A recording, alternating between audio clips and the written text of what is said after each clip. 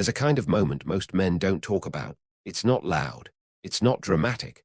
There's no argument, no breakdown, no explosion. It's quiet.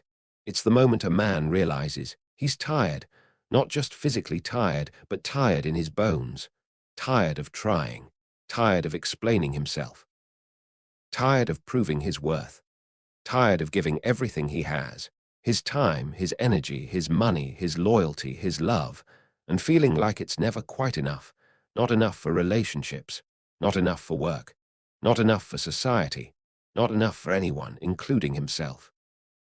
And in that moment, something subtle shifts. He doesn't rage. He doesn't announce anything. He doesn't post long threads online. He just steps back. He stops chasing, stops overextending, stops volunteering his soul for systems and relationships that drain more than they give. He exits silently. And that's what this video is about. Not bitterness, not hatred, not resentment, but clarity. If you're watching this, there's a good chance you felt it too, that quiet internal turning point where something inside you said, I don't want to live like this anymore. Not in anger, not in despair, but in calm exhaustion. And maybe in calm resolve. Let me say something gently but honestly. There is nothing wrong with you for feeling this way. There is nothing broken about you for stepping back. There is nothing weak about withdrawing from systems that consistently deplete you while calling it growth. Many men today are not angry, they're disillusioned. They did what they were told. They studied. They worked. They tried to be good partners. They tried to be emotionally available, supportive, reliable, generous, patient. They tried to build stability, safety, and loyalty. And somewhere along the way, they realized something painful, that the modern social contract for men often feels one-sided.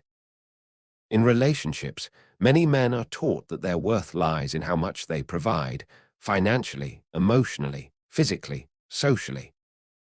That love is something they must earn, not something they deserve. In work, many men discover that loyalty is rarely rewarded, that effort is endlessly extractable, and that dignity is negotiable. In society, many men feel increasingly invisible, except when they fail. And eventually, the nervous system just can't sustain that level of giving without return. So something happens, not rebellion, withdrawal, not protest, silence. This is what I call the silent exit, not leaving society physically, but emotionally. Not abandoning responsibility, but abandoning illusions. Not rejecting life, but rejecting false contracts. It's the moment a man stops chasing what he was told to want and begins asking what he actually needs. Carl Jung once wrote that the privilege of a lifetime is to become who you truly are. But he also warned, you don't become who you truly are by staying comfortable. You become who you truly are when the old identity collapses, when the persona, the mask you've worn for approval, survival, acceptance, stops working. For many men, the silent exit happens not because life gets easier, but because suffering becomes unbearable in its meaninglessness. Not pain, pain can be endured, but pointless pain. Pain with no growth, no dignity, no reward, no coherence.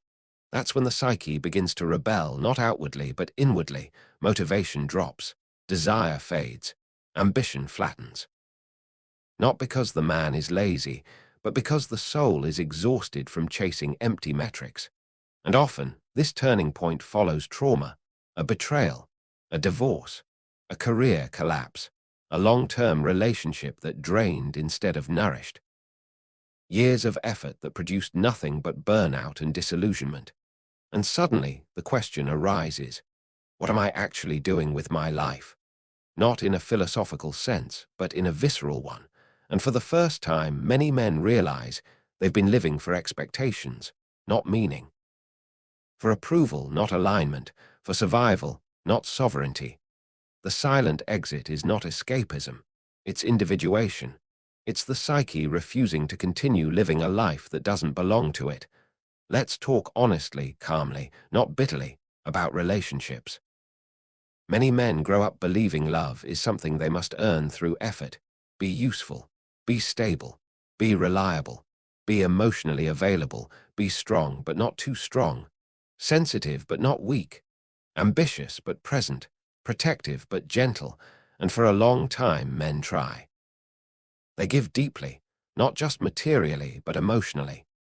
They invest loyalty, commitment, sacrifice, compromise. They delay their own needs, dreams, boundaries, and instincts in order to make relationships work. But eventually, some men experience something profoundly destabilizing. They realize they were not loved for who they were, but for what they provided, not always maliciously, not always consciously, but structurally. They realize their effort did not guarantee loyalty. Their sacrifice did not guarantee security. Their devotion did not guarantee respect. And that realization doesn't create anger first. It creates grief. Grief for the boy who believed love meant endurance. Grief for the man who thought giving more would fix things. Grief for the years spent pouring into containers that could never hold what he offered. And at some point, the psyche says, I can't do this anymore. Not with hatred, not with resentment, but with exhaustion. This is where many men quietly stop pursuing.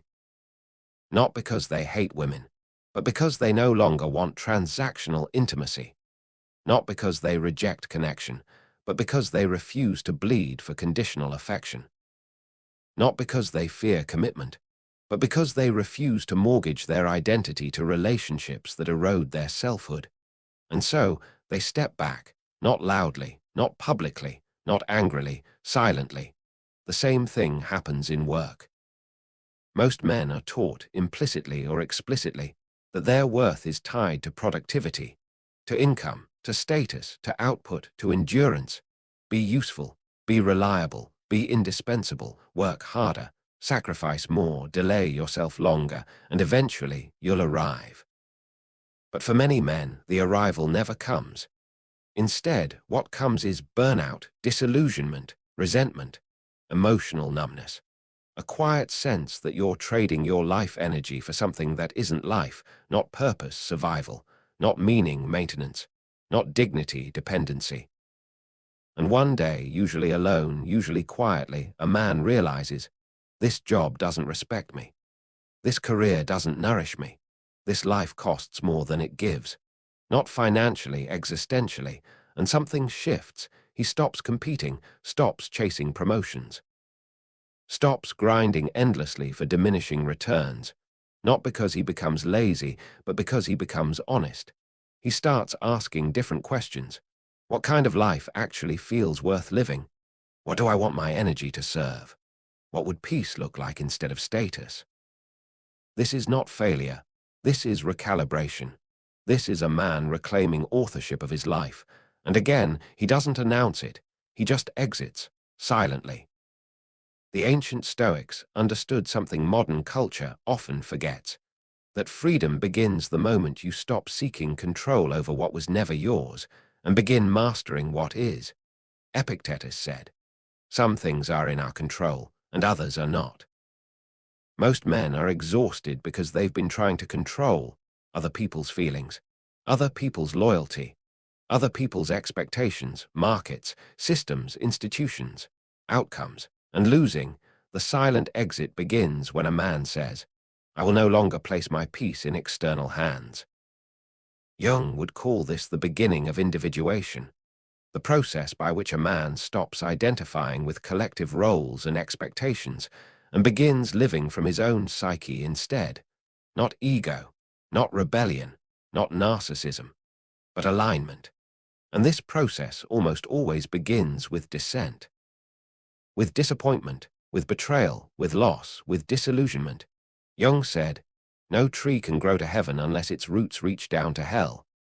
For many men, the silent exit is that descent, not into despair, but into truth, truth about their limits, truth about their exhaustion, truth about their unmet needs, truth about the false identities they've been wearing for survival.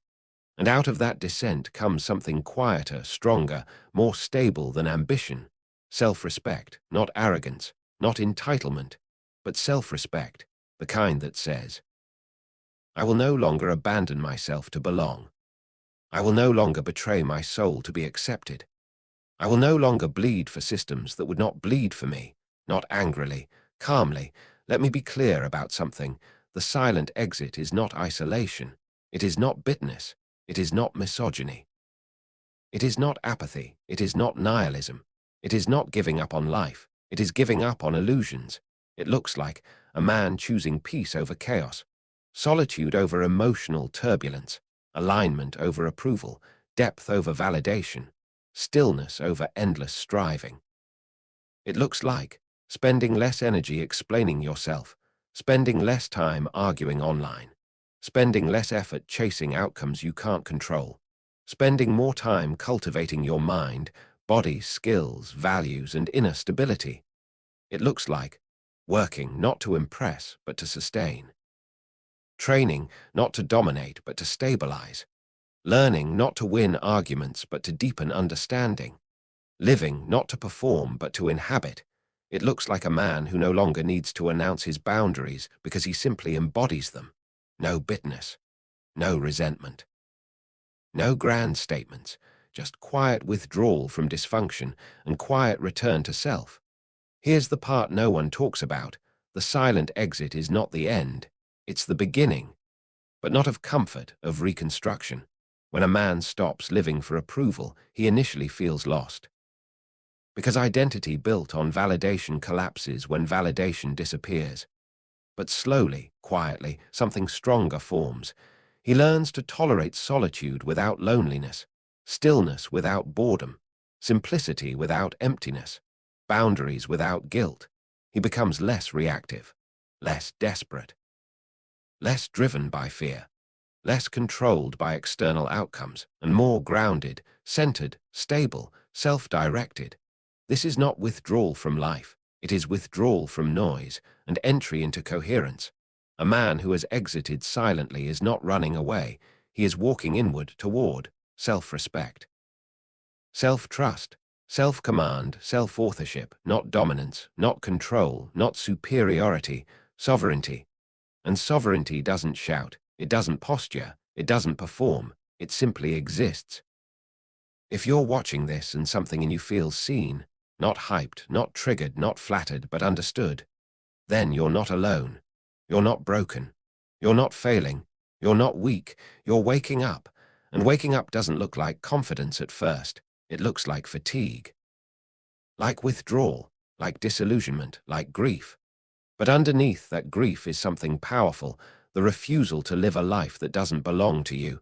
That's not quitting. That's integrity. This channel exists for men who are not angry, just tired, not hateful, just done pretending, not lost, just no longer willing to lie to themselves. If that resonates, you're welcome here. Not to be told what to think, not to be radicalized, not to be enraged, but to think clearly, to stabilize internally, to rebuild quietly, to live deliberately. If you want to walk that path, calmly, soberly, without noise, feel free to subscribe. No hype, no promises, no theatrics, just clarity, just grounding, just truth. And if nothing else, know this: walking away from what depletes you is not weakness, it's wisdom.